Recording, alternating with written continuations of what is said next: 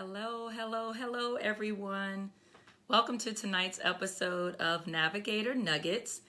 I am your host, Dr. Nicole Rochester, and I am excited to have you all with me today. Thank you to all of you who are catching this live.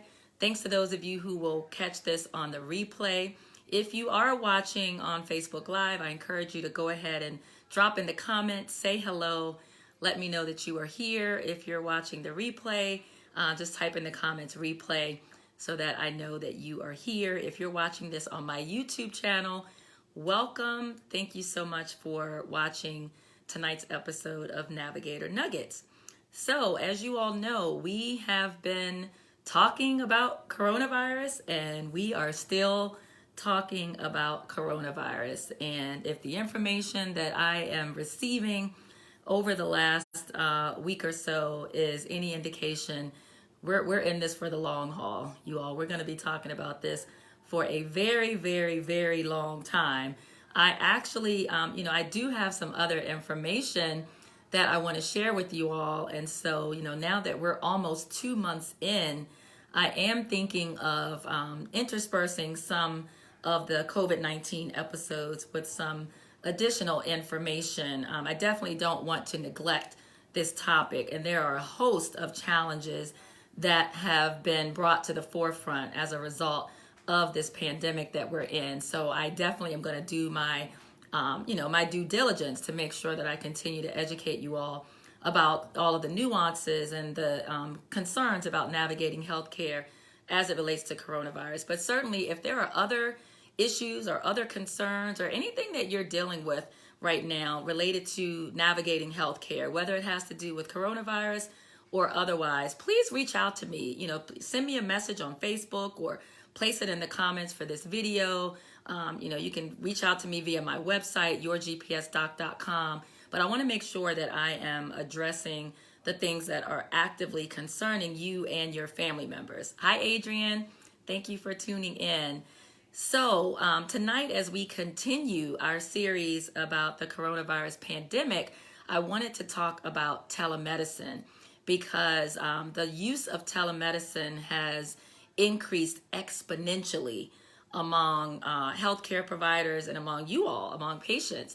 And I have heard some challenges from friends and family members and clients. And so I wanted to hop on here tonight and really address any questions that you may have about telemedicine in general, about telemedicine as it relates to the coronavirus pandemic, and also to just give you a brief overview of telemedicine and provide some tips. You guys know I always have to give you tips to make sure that you and your family members are able to receive telemedicine services properly, okay?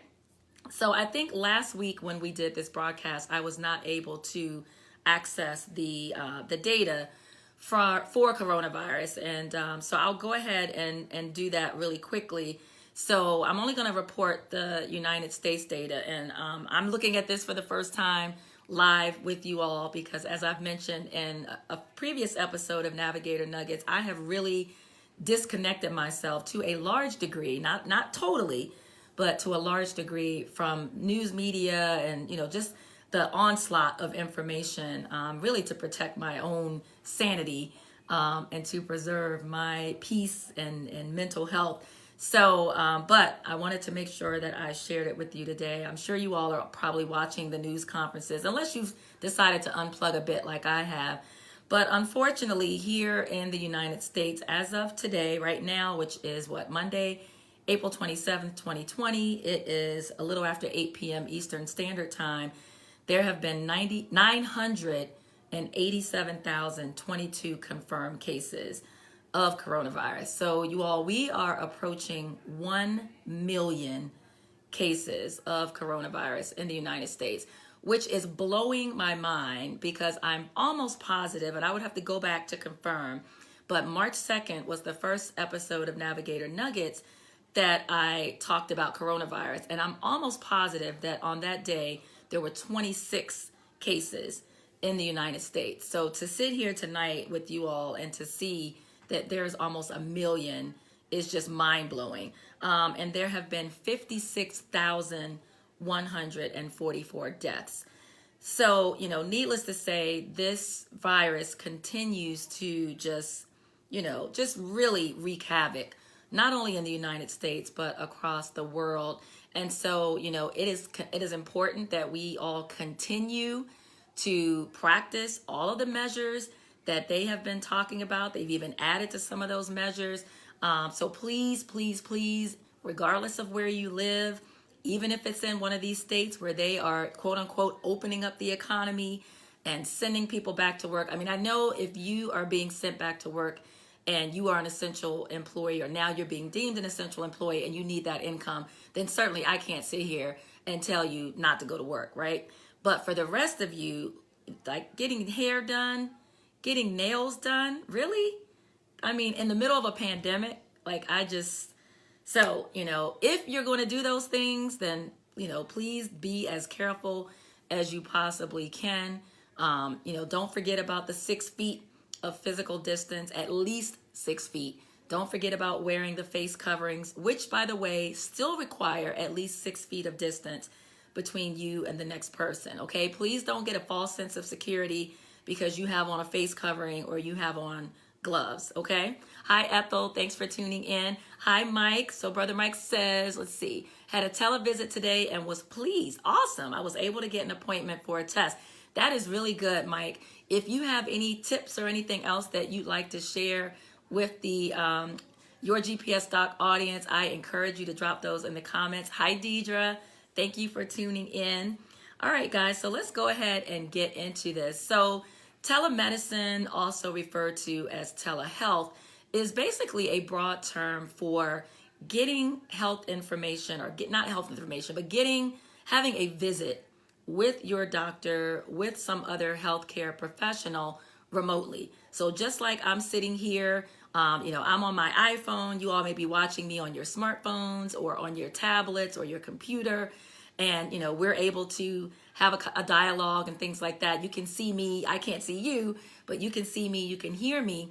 And so similar to that, but even better, by the use of telemedicine, you can have visits with your doctors and your nurse practitioners and the other members of your medical team using technology. And so you can have a video visit where you see them and they see you. You can also have just by telephone where you are on the phone with your doctor. If you're having a visit and they're asking you questions and you're responding and they're providing medical advice, that is also a form of telehealth, okay? And so this technology has been around for quite some time. Years ago, when telemedicine and telehealth was first introduced, it was primarily used for hospitals and other healthcare centers in really, really remote, rural areas of our country where maybe they didn't have access to some of the specialists. And so maybe you would go to a hospital, literally in the middle of nowhere, and if they had a patient come into the emergency room with, a stroke or some other type of symptom, that required a neurosurgeon or neurologist or some other specialist that may not be physically present, then, hospitals would use this technology to do video conferencing, to literally kind of call another doctor up and bring them into the room so that they could see the patient. And so it's been used among the healthcare professionals for quite some time. And even now, there are hospitals, in areas where they don't have access to some of the specialists, and they will use telemedicine to have these visits. And then, years after that, we started using it for patient care. And so it's not a new entity, but because of the coronavirus pandemic, because of the changes to the ways that we see patients, because of the fact that many, or if not all, primary care offices have significantly limited their in-person visits to really things that are relatively urgent. I know in the pediatric community, the only patients that are really being seen in person are those who are acutely sick, with concerns. Or if you talk about like the well care, primary care visits, well baby checks, they're limiting it to those patients who need that first set of vaccines. So your 2-month-old, your newborns, your 2-month-olds, your 4-month-olds, your 6-month-olds. But like the 9-month visit where we typically just kind of check in to see how the baby's doing, assess their development. There aren't any shots at that visit if the patient has been up to date. Those visits are generally eliminated right now, at least in person, because we want to make sure that we are protecting patients. Similarly, when it comes to adults, people aren't doing routine physicals and things like that, even routine screens, routine mammograms. Now, of course, if there is a problem, you want to call your doctor, okay? But for things that are just routine, that's annual checkup, those things are not considered necessary right now, because the risk of bringing you into the office and exposing you potentially to COVID-19 certainly outweighs the benefit of like a routine health maintenance visit, okay? So that's the rationale behind that. I want you all to understand why, some of you may be calling your doctor's offices and you literally are not able to get an appointment. I've had a dentist appointment canceled. Many people are having their medical appointments canceled, and they're not even rescheduling at this point because we don't know. We don't know how long this is going to last. So Ethel says, I had my first one with my nephrologist. I know the family. Her 9-year-old son doesn't know I'm her patient, so he couldn't understand why he couldn't show me his latest magic trick. Oh, most fun ever having a doctor's appointment. Thank you for sharing that, Ethel. I'm glad that Ethel brought that up because, there are a lot of benefits to telemedicine. And I do want to share, just to piggyback off of what Ethel said, that many of my friends who are also physicians have talked about just the joy that they are getting from these telemedicine visits.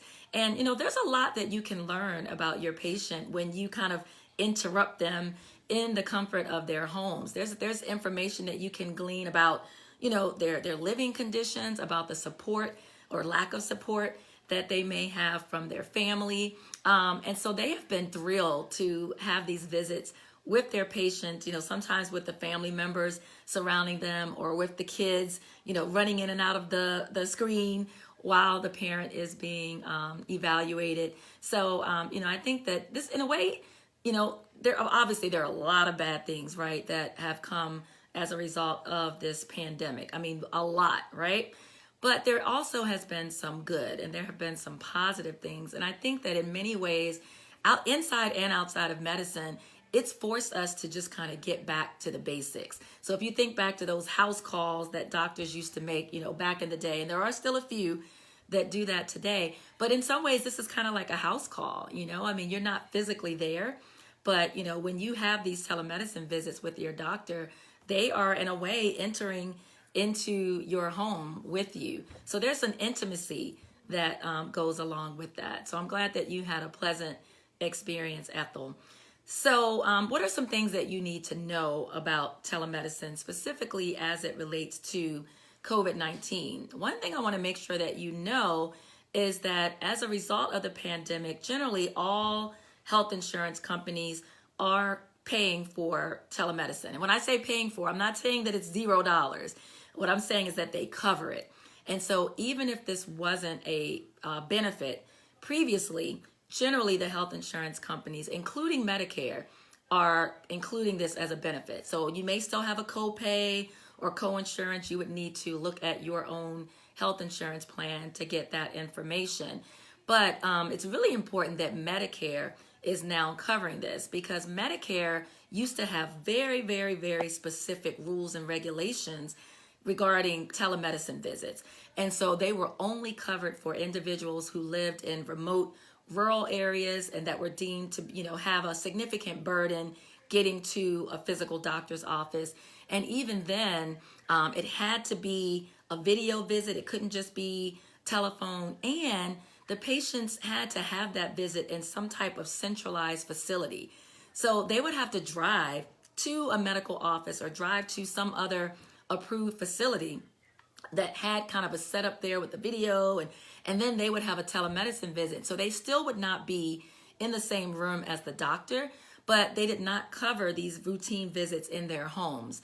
But effective March 6th of 2020, again, as a result of coronavirus, Medicare passed down a rule, or CMS, Center for Medicare and Medicaid Services, mandating that those visits are now covered under Medicare. So I think this is great. We've seen a lot of changes in the healthcare regulations appropriately in response to the coronavirus pandemic. So if you have any questions about whether this is covered by your health insurance company, I encourage you to, either go online to their website and scroll through the benefits, or you can always pick up the phone and call the number on the back of your insurance card. Okay? So tonight I want to leave you with some tips. How can you prepare for a telemedicine visit? So the first thing that you want to do is make sure that you are familiar with whatever technology you're going to be using. So if you are going to be using your smartphone, or if you're going to be using a tablet, or if you're going to be using a laptop or a desktop computer, we know that some, particularly in our elderly population, may not use these devices regularly. And so, we want to make sure that everyone, including our aging, including some of our family members who may have some cognitive disabilities, we want to make sure that they are able to appropriately use the technology so that they can have a successful telemedicine visit with their provider. So now is the time. You guys know I talk a lot about being proactive. Now is the time to, maybe set up a tutorial. I know I have young adult children and they're regularly teaching me how to use certain things. Of course, they get a little frustrated with me, but that's okay.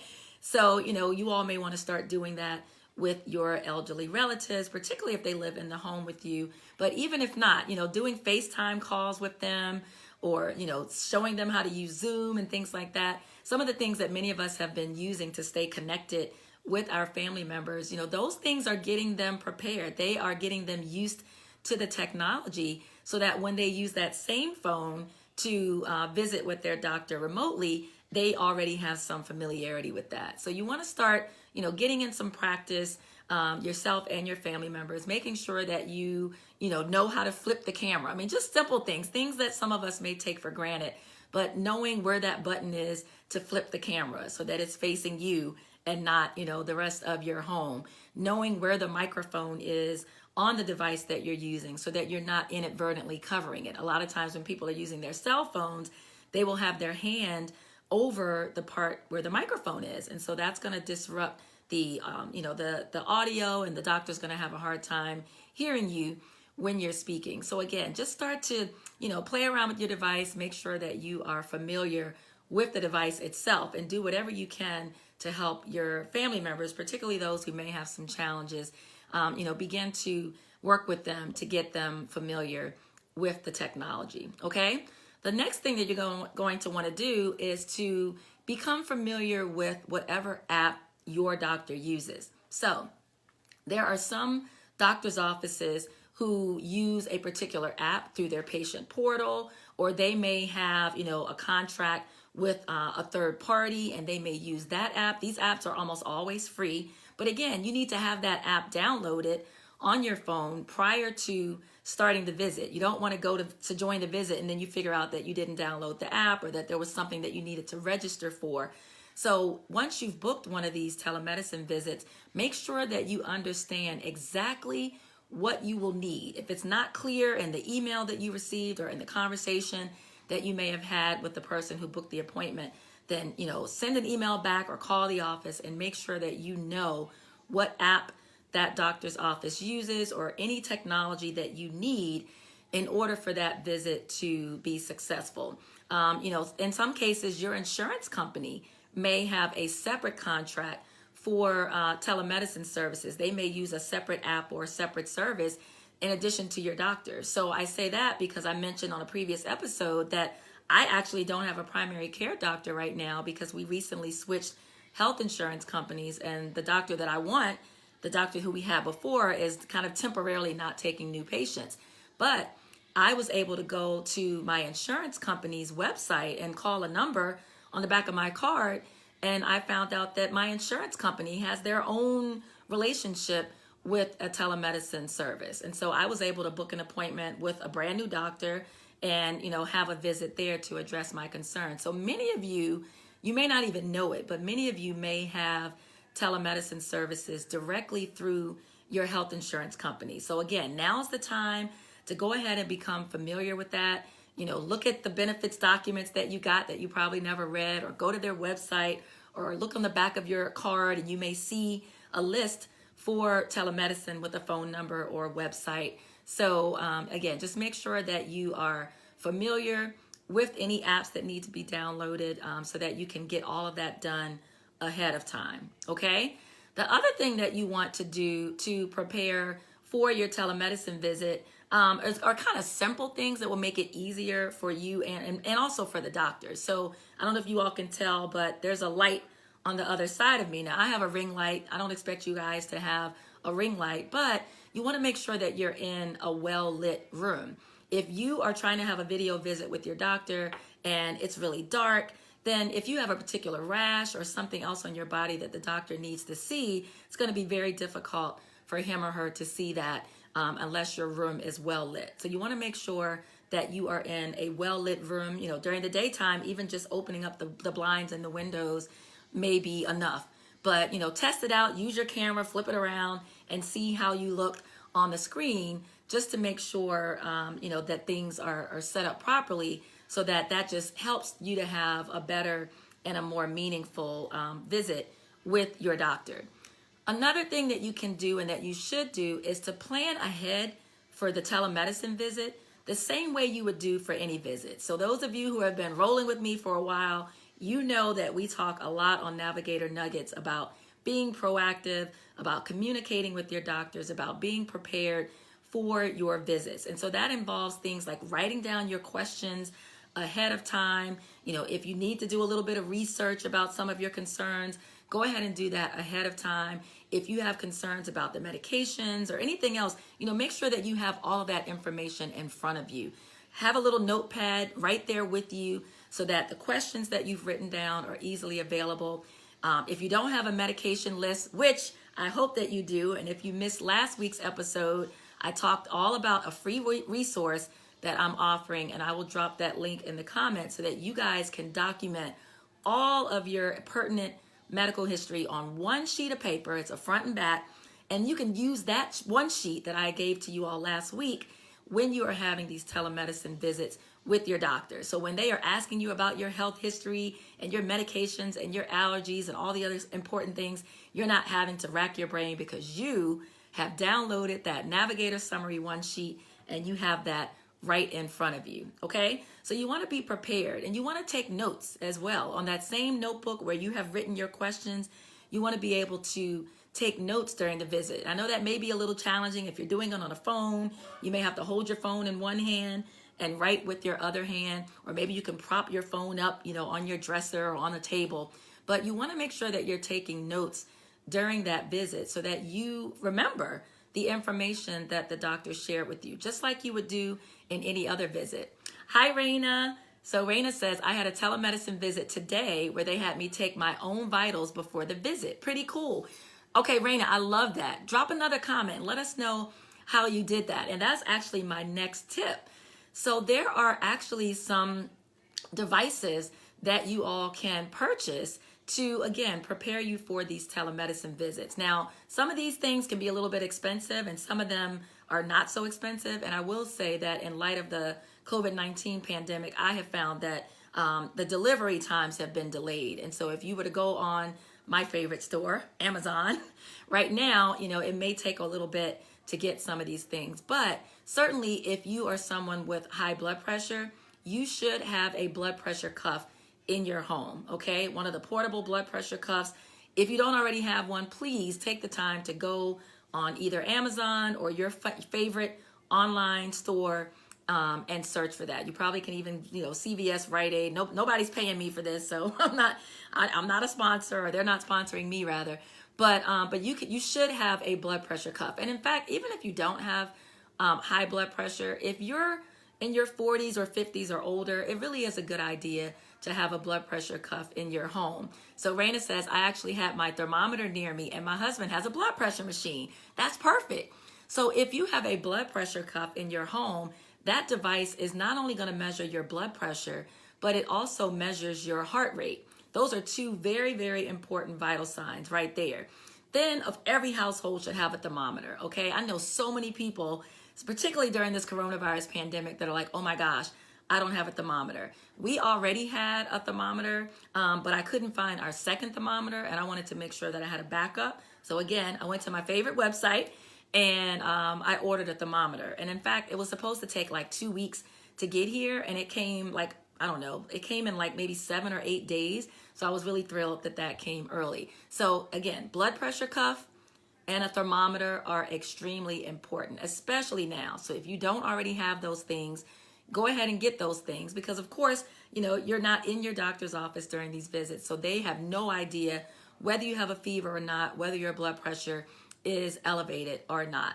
The other thing that you can think about, and this is something that has been recommended during the pandemic, is to purchase a portable pulse oximeter, okay, or a pulse ox machine. I ordered one online about maybe 2 to 3 weeks ago. I think I paid $49 for mine. I have seen some cheaper, and I've seen some as much as, $140, $150. I don't know what those do that mine doesn't do, but mine takes 2 AAA batteries, and the first set of batteries were provided. And, it has an on-off switch. You literally push the on-off switch. It has a little clamp. You push it to open it. You stick your finger. It's like a box that's about this big. You stick your finger inside of it, and within maybe 10 seconds, it gives you a reading for your oxygen level in your blood. And that device also measures your heart rate. So now we have 2 ways that you can measure your heart rate, either your blood pressure cuff or this pulse oximeter or a pulse ox machine. And again, this is something I've never had in my house. I mean, I've never had a need for a pulse ox machine, a portable pulse oximeter. But as I'm sure you all have heard, during the coronavirus pandemic, one of the signs and symptoms is, fever and cough and shortness of breath. And one of the ways that you know whether you or your family member is getting worse is by that oxygen level. That's something that they will routinely do if you were to go to the emergency room or an urgent care center. But because many of us are trying our best to stay home, if you have one of these in your home, that's just one of the ways that you can monitor if you start to develop symptoms. And certainly if you have someone in your home who is actively sick with coronavirus, or who you think may be sick with coronavirus, this is a great way to monitor their progress or lack thereof. Because if you start to see that number coming down, then you know that that's an emergency, and you need to, either call your doctor or go directly to the emergency room or call 911, depending on how severe it is. Let's see, Raina says, I remember you telling me about oxygen level with my mom last year when she was in the hospital. Thanks for that knowledge. You're welcome, Raina. Yeah, so most of us, we've never really needed to measure our oxygen levels at home. I mean, for those of you who may have chronic lung disease or COPD, which used to be called emphysema, some of you may already have a pulse ox machine in your homes, but that is something that has been like flying off the online shelves because of the pandemic and the increasing knowledge about how important that number is, okay? Also, in terms of measuring your heart rate, one other way that you can do that doesn't require any really equipment is, either a watch with a second hand or your cell phone. The cell phones, if you go to your clock feature, there is a timer or a stopwatch. And guess what? Your 2 fingers. So you can either put your 2 fingers feel the pulse in your neck or on your wrist. And that is another way that you can measure your heart rate, okay? And when you're doing that, you can either do it for a full minute, which will be your actual heart rate because it's measured in beats per minute, or you could do it for 30 seconds if your heartbeat is nice and regular, and then just multiply that number by 2. And these are things that you can not only do for yourself, but you can do them for your family members. And then the other thing, which the doctor may or may not ask you this, but certainly if you are monitoring someone in your home with coronavirus or with any, acute respiratory illness, then the respiratory rate is also extremely important. And when I used to practice pediatrics and I would get phone calls from, moms and dads at night worried about their child being sick, this is something that I would have them do, while I was on the phone with them. And so generally, if you're measuring someone's breathing rate, ideally you don't want them to necessarily know that you're doing it. And the reason I say that is that as soon as people know that you're measuring their breathing rate, then they usually will, they'll start to take deeper breaths and they'll start to breathe perhaps faster than they normally would. So, you can just kind of watch them. If you have a good view of their chest, you can just watch them, while they're sitting. Another great time, especially with kids, is while they're sleeping. And so, you just want to measure Each time that their chest goes, out and in or up and down, that counts as one breath. And you can measure that. In that case, I would definitely do it over a full minute. And I'm not going to give you all the details about what's normal, what's not normal, but you can Google that. And in pediatrics, it's by age range. And in adults, of course, there's just going to be some standard values for that. Raina says, so do you think we will all eventually get tested with this virus? I know there are many asymptomatic people out here. I worry.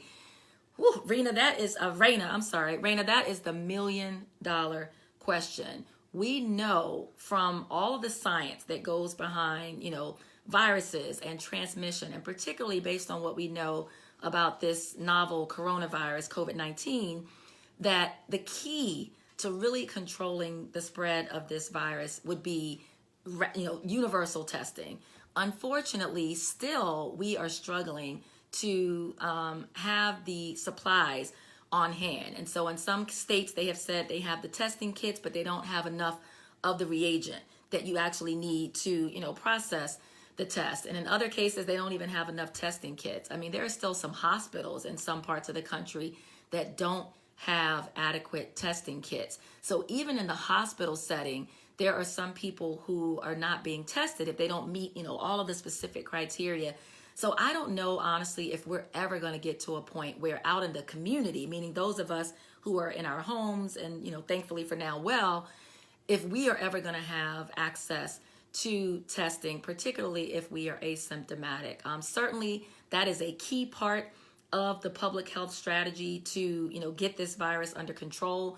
That is a key part of what the experts are saying really should be in place before we start sending people back to work and telling everybody that they can go back to, their normal lives. But I am just not confident based on what's happened so far that we are ever going to get to that point. But just to reiterate what Raina is saying, and as you all have heard on the news, many people with coronavirus are asymptomatic. I mean, we're learning that more and more. And those are the people that unfortunately are helping to spread the disease, right? Because they have it, but they don't know that they have it. And so they're going about their daily life. Hopefully they're staying home as much as possible, but they are unknowingly infecting other people. And this is actually a huge problem among healthcare professionals. So you all may know that what they're doing is they're screening in hospitals and in nursing homes and assisted living facilities. They're screening the employees and the healthcare professionals by checking their temperature and by asking them about coronavirus symptoms. But again, we know that it can take 2 to 14 days to even start to display symptoms. And so if I'm a nurse, if I'm a doctor, if I'm a physical therapist, radiology tech, whatever, a phlebotomist, and I'm going back and forth to work, I may be sick, I may already be infected, and I may be contagious, but I may not have symptoms for another week. So think about all of the people that I have exposed during that week of going to work, not knowing that I was sick. Same thing in grocery stores and, the restaurants and that have stayed open, all of these things. So honestly, that's what keeps me up at night is worrying about this type of thing. So Raina, it's a great question. I really hope that we can get to a place where we have enough testing kits to test everybody. But the problem is, even if you test me now, you test me today and I'm negative, 2 days from now, I could be positive. And so you would almost have to repeatedly test people to really get a hold on this. And that's why we are still telling you all to stay home, okay? Raina says, I have a couple of relatives who have died, and it just worries me that we are trying to go back to normal too soon. Raina, I completely agree with you, and please accept my most sincere condolences. I know many people have lost loved ones during this pandemic, and it's just absolutely heartbreaking. And I agree with you. This is why we cannot try to go back to business as usual prematurely, because our safety has to be paramount. It has to be paramount. We can open up the economy all you want, but if everybody's dead or sick, then that's not going to help the economy at all. So I am regularly in prayer for our leadership, of the country, of the states, just praying and hoping that they make the right decision during this pandemic. Sounds like the way to know it's over is to have a vaccine. Yes, I mean, that's definitely, one of the things that we know is going to help get this under control, but that's at least 1.5 years out. And I mean, that's with like the best of the best situation, a year and a half out. They're working on it. I mean, they've already started, preparations for that, but it's going to take a while. So until then, we just have to continue to, stay home. We have to continue to practice physical distancing. We have to continue to wash our hands frequently, at least for 20 seconds, cough, sneeze into your elbow, wipe off the surfaces in your home frequently, particularly those that are, high traffic areas, the doorknobs, the light switches, the faucets, all of those things. Just be very vigilant about your symptoms. Stay in touch with your doctor, and going back to, and the face coverings when you go out in public, and then, tying it all back into telemedicine. I don't want you all to think that your doctor has abandoned you. I know that a lot of offices are either not seeing patients at all in person, or they have cut their schedules, very, very, very low. So if you call, it can be very difficult to get in. But please know that in most cases, doctors still want to hear from you. In all cases, they want to hear from you. They need to hear from you. So if you have a problem, if you have a concern, even if the office is closed, they should have some type of after hours line or a number that you can call and leave a message so that they call you back. And like I said, most, if not all offices at this point have implemented some way to be able to visit with you either by telephone or via, the full telemedicine, which includes a video visit. So I hope that this has been helpful. If you have any additional questions or comments, let me know. If you have had experiences with telemedicine like Raina and like Mike, please share that, like Ethel, please share that with me in the comments so that the rest of the audience can benefit from your knowledge and your experiences. And again, if you have any suggestions or requests for additional topics that you want me to cover on future episodes of Navigator Nuggets, please always feel free to drop that information in the comments as well. Thank you all for your time. Please stay safe. Please stay home. And I look forward to you next Monday at 8 p.m. Eastern Standard Time for the next episode of Navigator Nuggets. Take care and God bless.